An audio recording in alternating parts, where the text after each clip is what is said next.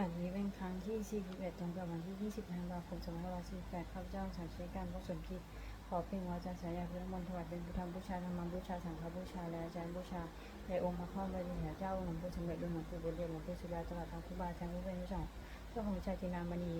ขอเทพเทวาเจ้าหายโปรดจงมาเมื่อในการสวดสยามของเจ้านี้ขออนุภาพคุณพระนักใต้ครูบาอาจารย์และเทพทั้งหลายโปรดจงมาได้ของเจ้าสมาธิอันควรในการสวดสยามต่อไป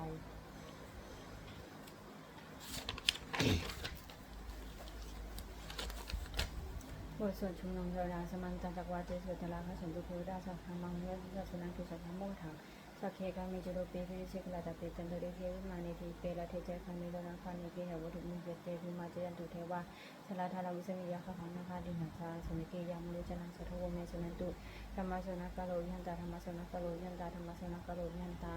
บทสวดนามการเสติกถานะโมตัสสะภะคะวะโตอะระหะโตสัมมาสัมพุทธัสสะนะโมตัสสะภะคะวะโตอะระหะโตสัมมาสัมพุทธัสสะนะโมตัสสะภะคะวะโตอะระหะโตสัมมาสัมพุทธัสสะบทสวดสัจจกิยคาถานะที่มีสนังอัญญังพุทโธเมสนังวะเอตินะสัจจวัชเชนะโสติเมหุตุตปะทานาที่เมสนังอัญญังธรรมโมเมสนังวังเอตนะสัจจวัชเชนะโสติเมหุตุตปะทานาที่เมสนังอัญญังสังโฆเมสนังวังเอตินะสัจจวัชเชนะโสติเมหุตุตปะทาบทสวดมหากรุณาโกนาโถเจดีย์คาถามหากรุณาโกนาโถมิตาอัฏฐายะสัพพะเมนังปุเรตวาปรามิสัพพะปตุสัมปุริมัตตังเอตินะสัจจวัชเชนะมังอุตุสัพพุทธวา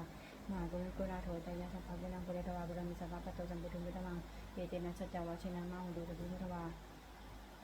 มหากรุณาโกนาโถสุขายะสัพพะเมนังปุเรตวาปรามิสัพพะปตุสัมปุริมัตตังเอตินะสัจจวัชเชนะมังอุตุสัพพุทธวาบทสวดมหาส